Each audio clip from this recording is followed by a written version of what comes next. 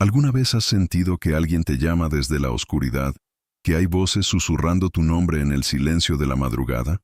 Anna Kobridenko lo sintió, una mujer ucraniana de 38 años que desapareció en las costas de California, dejando solo un campamento vacío y secretos que te van a helar la sangre. A las 5 de la mañana del 5 de julio de 2024, su madre en Kiev recibió el último mensaje, unas coordenadas y una frase sobre transferir bienes. Después, silencio absoluto. 9.000 kilómetros de distancia. Una vida evaporada como humo. Un misterio que desafía toda lógica.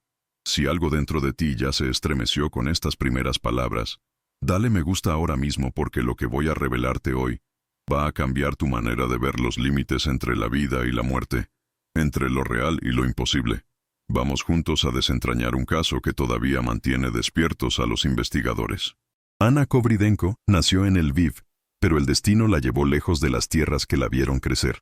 Cuando la guerra estalló en Ucrania como una herida abierta en el corazón de Europa, ella ya había construido una nueva existencia en la costa oeste de Estados Unidos. Vivía en un pequeño remolque que se convertía en su hogar nómada, deslizándose por las carreteras de California como una sombra buscando su lugar en el mundo. No tenía un trabajo tradicional en el sentido que tú y yo entendemos. Anna se dedicaba a lo que ella llamaba prácticas espirituales, un universo donde las cartas del tarot susurraban secretos del futuro y sus manos canalizaban energías que decía podían sanar heridas invisibles. Practicaba Reiki, esas técnicas ancestrales donde el toque se convierte en medicina, y aconsejaba a personas que llegaban hasta ella buscando respuestas sobre lo que vendría.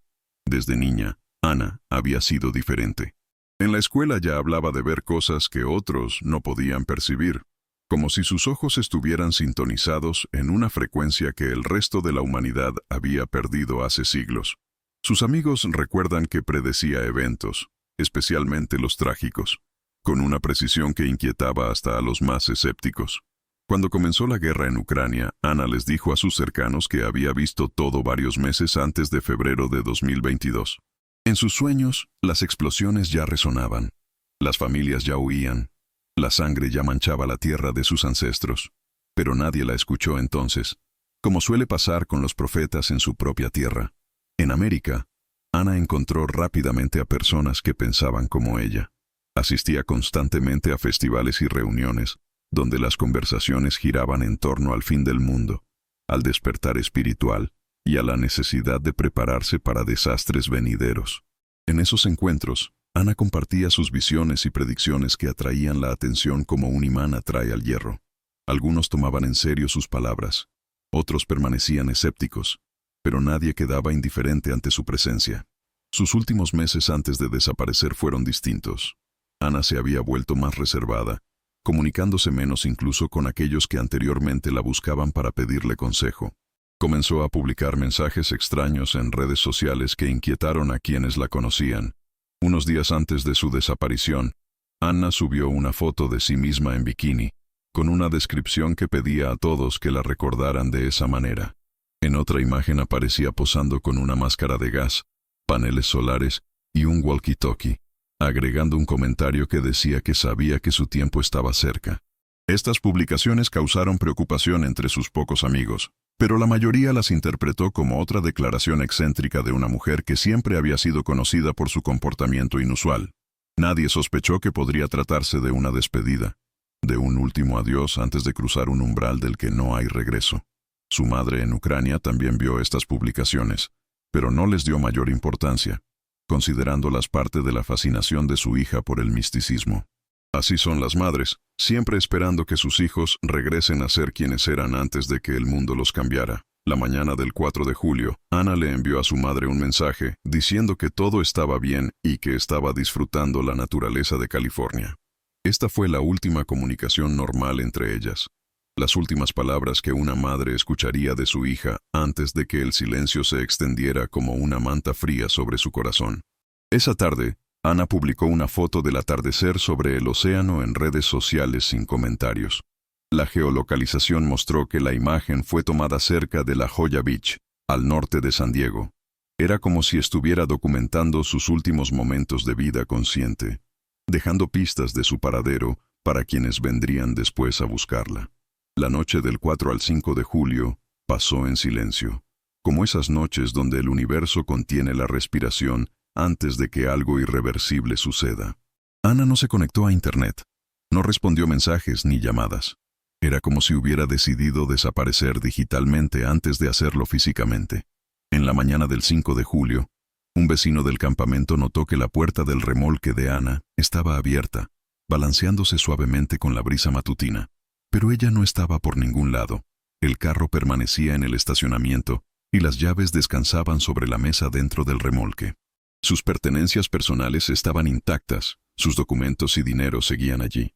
El vecino esperó hasta el mediodía, con esa esperanza que solo pueden tener quienes aún no han entendido que algunas personas no regresan de sus caminatas. Cuando esto no ocurrió, contactó a la administración del campamento. Al anochecer, cuando quedó claro que la mujer no regresaría, decidieron llamar a la policía. Los primeros oficiales patrulleros llegaron alrededor de las 8:00 p.m. y registraron el hecho de la desaparición de la persona. Una inspección del remolque no reveló signos de lucha o coerción. Todo se veía como si Ana hubiera salido por poco tiempo y planeara regresar. La cama estaba hecha, los platos lavados, la ropa doblada prolijamente. Sobre la mesa había un cuaderno abierto con notas en ucraniano que la policía no pudo leer, como secretos escritos en un idioma que solo los muertos entienden. Junto a él estaban las cartas del tarot distribuidas en un orden específico y varios cristales que reflejaban la luz de manera inquietante. Una búsqueda inicial dentro de algunos kilómetros del sitio de acampada no arrojó resultados. Ana fue buscada hasta muy entrada la noche con linternas, revisando las playas más cercanas, senderos y miradores. No se encontraron rastros de su presencia, como si la tierra misma hubiera decidido borrar sus huellas. Al día siguiente, la búsqueda continuó con la ayuda de perros y un helicóptero de rescate de la Guardia Costera, pero esto también fue inútil. Era como buscar a un fantasma que había decidido volver a su dimensión original. Cuando la policía contactó a la madre de Ana en Kiev, la mujer les habló sobre el último mensaje de su hija con coordenadas y la mención de transferir bienes. Esta información llevó a los investigadores a creer que la desaparición podría haber sido planificada. Sin embargo, la cuenta bancaria de Ana no mostró transacciones inusuales en días recientes. Lo único extraño era que una semana antes de su desaparición, había retirado $3,000 en efectivo de su cuenta. Los detectives comenzaron a estudiar más detalladamente las cuentas de redes sociales de Ana. Sus perfiles contenían cientos de publicaciones sobre predicciones, prácticas espirituales y teorías de conspiración. En meses recientes, el tono de sus publicaciones se había vuelto más alarmante. Ana escribía frecuentemente sobre el fin del mundo que se acercaba y la necesidad de prepararse para el desastre. Afirmaba que los espíritus de los muertos se comunicaban con ella y le advertían sobre calamidades inminentes. Era como si hubiera establecido una línea directa con el más allá, recibiendo mensajes que nadie más podía escuchar. Las publicaciones donde Ana describía sus sueños llamaron particularmente la atención. Un mes antes de su desaparición, escribió sobre una pesadilla recurrente en la que se veía caminando por una playa oscura hacia un punto luminoso en el océano. En estos sueños, escuchaba voces que la llamaban hacia el agua. Ana interpretaba estas visiones como una señal de que pronto recibiría un mensaje importante de poderes superiores. Era como si el océano mismo la estuviera llamando, susurrándole secretos que solo ella podía entender, invitándola a un viaje del que nadie regresa para contar la historia. Los investigadores entrevistaron a personas que habían estado en contacto con Ana durante las últimas semanas antes de su desaparición. Cada testimonio pintaba el retrato de una mujer que se preparaba para algo que nadie más podía ver venir, como si estuviera siguiendo un guión invisible escrito por fuerzas que escapan a nuestra comprensión. El dueño de una tienda de alimentos saludables recordó que Ana había comprado una gran cantidad de vitaminas y suplementos. Le había hablado sobre la necesidad de limpiar su cuerpo antes de un evento importante. Sus palabras resonaban con la intensidad de alguien que sabía que su tiempo en este plano físico estaba llegando a su fin. Un vendedor en una tienda de electrónicos recordó cómo Ana había comprado una radio portátil y preguntó sobre su alcance en las montañas. Era como si estuviera preparándose para un viaje donde la comunicación con el mundo conocido se volvería imposible, donde solo las ondas de radio podrían mantenerla conectada con la realidad que estaba dejando atrás. El testimonio más extraño provino de una mujer que se encontró con Ana en la playa 2 días antes de su desaparición. Según ella, la ucraniana estaba sentada en una roca hablando consigo misma en un idioma desconocido. Cuando la testigo se acercó, Ana se volvió hacia ella y le dijo en inglés que se estaba preparando para encontrarse con aquellos que la habían estado esperando durante mucho tiempo. La mujer pensó que estaba hablando de familiares y no pidió detalles. Pero ahora esas palabras adquieren un significado completamente diferente, como piezas de un rompecabezas que solo se entiende cuando ya es demasiado tarde. Los investigadores recurrieron a expertos en sectas y cultos destructivos. Los especialistas sugirieron que Ana podría haber caído bajo la influencia de un grupo que practicaba formas extremas de prácticas espirituales. Existían varias organizaciones de este tipo en California, cuyos miembros creían en la necesidad de una transición física a otra dimensión, o el contacto con civilizaciones alienígenas. Una revisión de los registros telefónicos mostró que en semanas recientes, Ana había llamado frecuentemente a un número registrado bajo un nombre ficticio. El número resultó ser inválido, y la operadora telefónica no pudo proporcionar información sobre el propietario debido al uso de una tarjeta prepagada. La última llamada a este número se hizo la tarde del 3 de julio, y duró 47 minutos. 47 minutos que podrían haber sido la diferencia entre la vida y la muerte, entre quedarse en este mundo o cruzar al otro lado. La búsqueda continuó durante otras 2 semanas. Los servicios de rescate inspeccionaron kilómetros de costa, revisaron cuevas y áreas de difícil acceso en las rocas. Los buzos exploraron el fondo marino en el área donde Ana fue vista por última vez. Solo encontraron redes de pesca viejas y escombros arrastrados por las olas, como si el océano hubiera limpiado cuidadosamente toda evidencia de su presencia. La madre de Ana voló a San Diego 10 días después de que comenzara la búsqueda. Le contó a los investigadores detalles sobre el pasado de su hija que los hicieron reconsiderar algunas de sus teorías. Resultó que cuando era niña, Ana había experimentado muerte clínica después de una lesión grave en la cabeza. Después de ese incidente, la niña comenzó a decir que podía ver a los muertos y predecir el futuro. Era como si ese roce con la muerte hubiera abierto una puerta en su mente que nunca más se cerraría, permitiéndole ver realidades que están ocultas para el resto de nosotros. Durante la adolescencia, Ana desaparecía de casa varias veces durante algunos días. Sus padres la encontraban en bosques o edificios abandonados donde, según ella, se comunicaba con espíritus. Los médicos diagnosticaron a la niña con trastorno de estrés postraumático y recomendaron terapia. Pero Ana rechazó el tratamiento, afirmando que sus habilidades eran un regalo, no una enfermedad. En su mente, lo que otros veían como síntomas de trauma, ella lo interpretaba como dones sagrados que debía honrar y desarrollar. Mientras estudiaba en la universidad, Ana se especializó en estudios religiosos y filosofía. Sus profesores la recordaban como una estudiante talentosa que, sin embargo, tomaba demasiado en serio los aspectos místicos de la religión.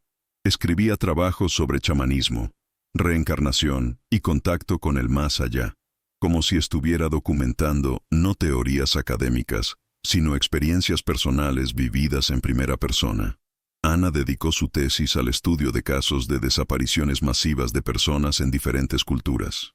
Era como si desde entonces estuviera investigando su propio destino, preparándose para convertirse en parte de esas estadísticas que tanto había estudiado.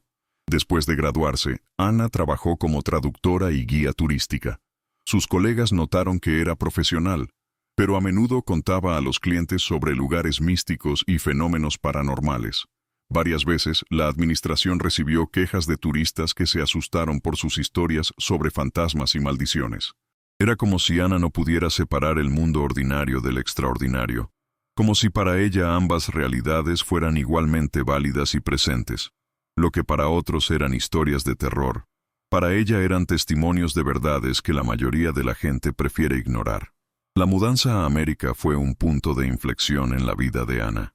Aquí encontró una comunidad de personas que compartían sus puntos de vista. Comenzó a asistir a seminarios sobre desarrollo de habilidades extrasensoriales, cursos sobre comunicación con espíritus de los muertos y conferencias sobre el fin del mundo que se acercaba.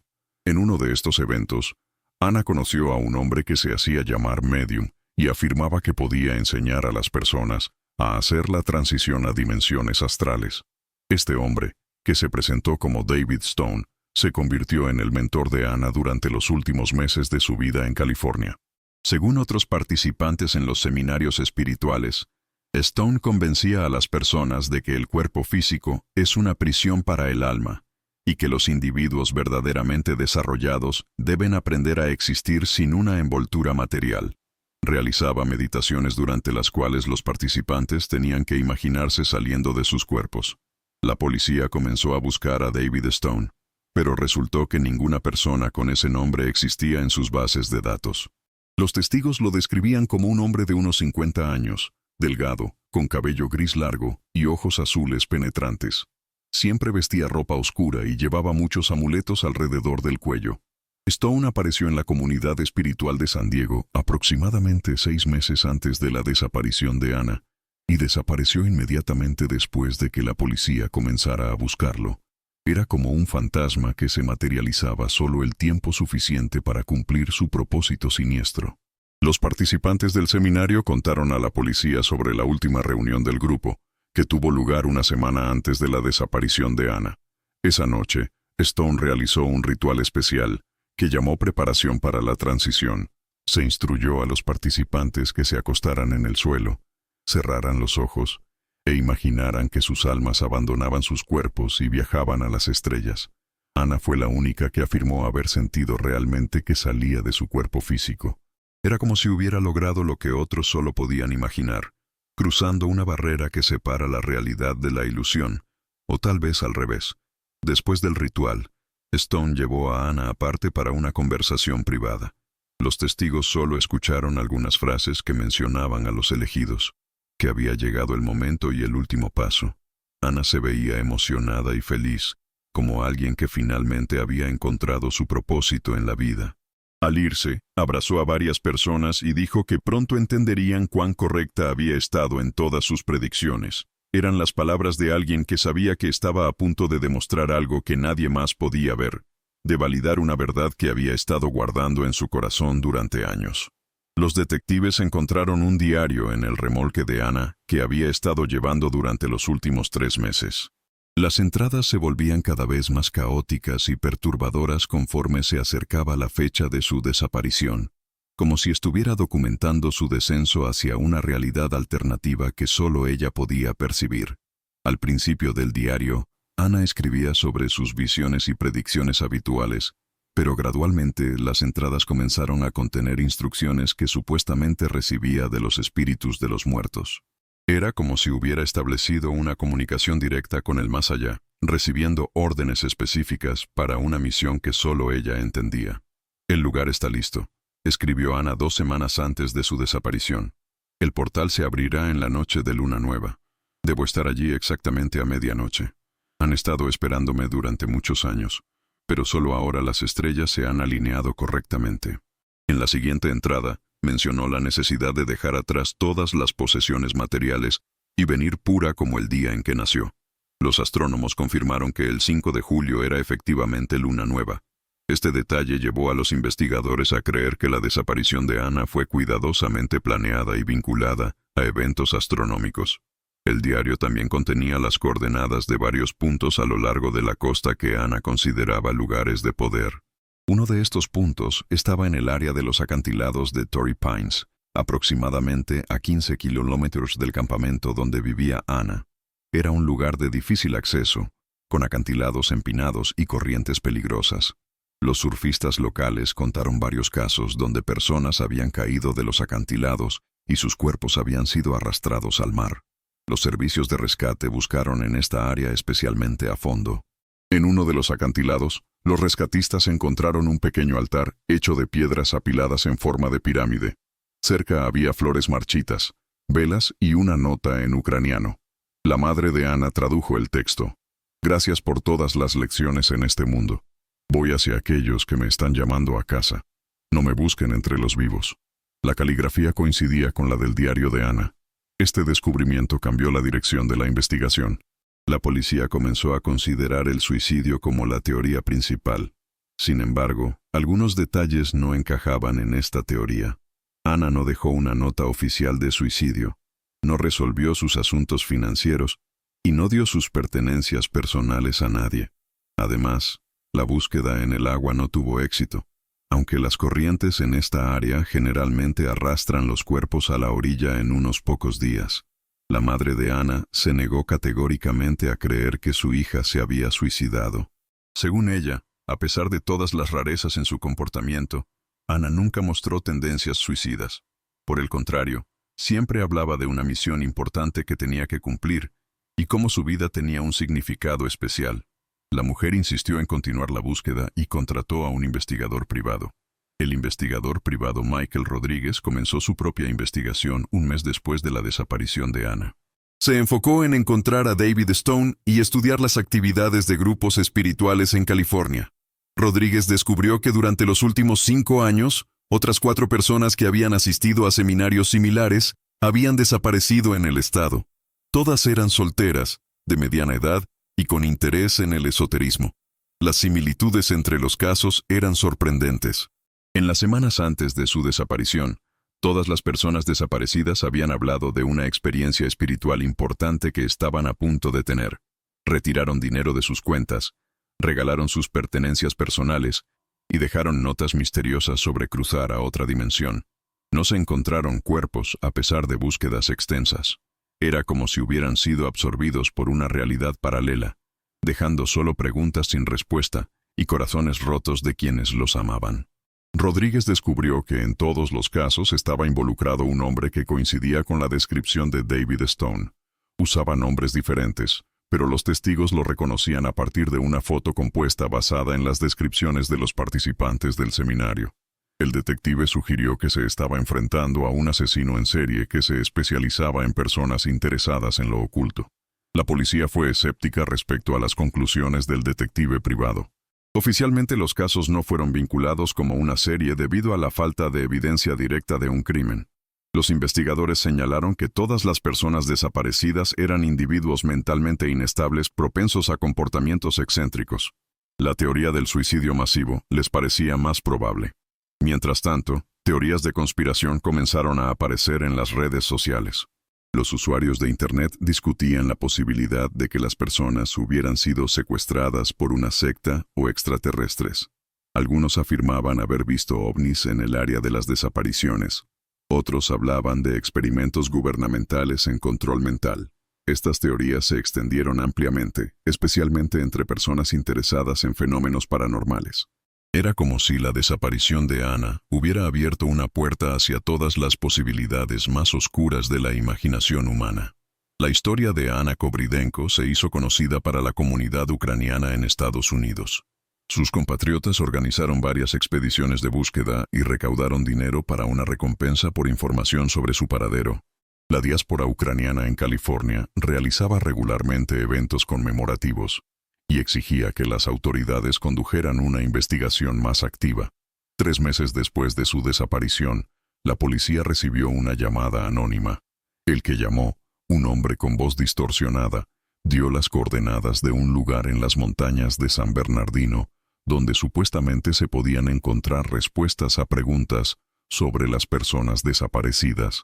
Cuando los investigadores llegaron al lugar especificado, encontraron una cabaña abandonada donde alguien había vivido recientemente.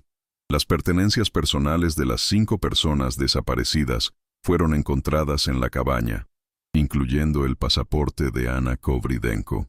En las paredes colgaban fotografías de las personas desaparecidas con cruces rojas dibujadas sobre sus rostros. Era como una galería macabra de trofeos, una colección de vidas que habían sido cortadas antes de tiempo. En la esquina de la habitación había un altar con cabello humano de diferentes colores atado en nudos. Un examen mostró que el cabello pertenecía a las personas desaparecidas. Era como si el asesino hubiera conservado parte de ellas, manteniendo su conexión física incluso después de que sus cuerpos hubieran desaparecido. En la mesa había un cuaderno con notas en inglés. La caligrafía era pulcra, casi caligráfica. El autor describía detalladamente el proceso de liberar almas de sus envolturas físicas y métodos para convencer a las personas de la necesidad de quitarse voluntariamente la vida. Las notas mencionaban los nombres de todas las personas desaparecidas y las fechas de su transición. Según el cuaderno, Ana era la última en la lista de elegidos. El autor escribía que ella era la más susceptible a la sugerencia y creía sinceramente en la necesidad de dejar este mundo. En la noche de su desaparición, ella misma vino al acantilado donde su mentor la estaba esperando. La última entrada fue hecha la mañana del 6 de julio. Misión cumplida. Hora de desaparecer yo mismo. También se encontraron grabaciones de video de las últimas conversaciones con cada víctima en la casa. La grabación con Ana la muestra sentada en la misma habitación, hablando emocionadamente sobre el próximo viaje a las estrellas. El hombre fuera de cámara confirma sus palabras y da instrucciones finales.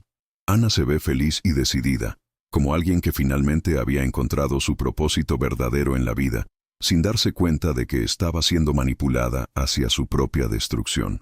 El análisis de ADN del cabello y las huellas dactilares en la casa no coincidieron con ningún registro en las bases de datos. David Stone resultó ser un fantasma, un hombre sin pasado y sin documentos. Las cámaras de vigilancia en el área alrededor de la cabaña no registraron a nadie saliendo del edificio después de que se descubriera la evidencia. El criminal parecía haberse desvanecido en el aire, como si nunca hubiera existido. La búsqueda del misterioso asesino continuó durante otro año, pero fue en vano. El caso se clasificó como no resuelto. Los cuerpos de las 5 víctimas nunca fueron encontrados. Los investigadores asumieron que el asesino los había quemado o ahogado en áreas remotas del océano. Las circunstancias exactas de la muerte de Ana Kobridenko siguen siendo desconocidas. Ana no era solo una víctima, era una prueba viviente de que hay depredadores que se alimentan de la sed espiritual humana. En un mundo donde muchos buscan respuestas, siempre habrá quienes exploten esa búsqueda.